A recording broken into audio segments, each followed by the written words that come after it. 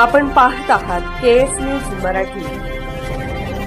अन्न भेसळ विभागाची धडक कारवाई। जतच्या पूर्व भागात खळबळ, हॉटेल किराणा दुकाने बंद। अन्न व औषध प्रशासन विभागाने जत तालुक्यातील पूर्व भागात अचानक धडक मोहीम राबवल्याने व्यापारी वर्गात मोठी खळबळ उडाली आहे। प्रशासनाच्या या कारवाईमुळे अनेक हॉटेल, किराणा दुकाने आणि बेकरी चालकांनी खबरदारीचा उपाय म्हणून आपली दुकाने तातडीने बंद केली आहेत। अचानक झालेल्या या कारवाईमुळे ग्रामीण भागातील जनजीवन विस्कळीत झाले असून नागरिकांची मोठी गैरसोय होत आहे। जत तालुक्यातील उमदी, उडगी, माडग्याळ, गुड्डापूर, संख, मुचंडी गावामध्ये अशुद्ध अन्न पदार्थ विक्रीबरोबर गुटखा, मावा मोठ्या प्रमाणात विक्री होत असल्याच्या तक्रारी अन्न औषध प्रशासन विभागाकडे प्राप्त झाल्या होत्या।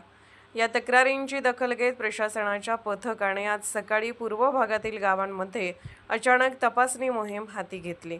या मोहिमेत नियमांचे उल्लंघन करणाऱ्या तसेच परवाना नसलेल्या आस्थापनांवर कारवाईचे संकेत मिळाल्याने व्यापाऱ्यांमध्ये घबराट पसरली।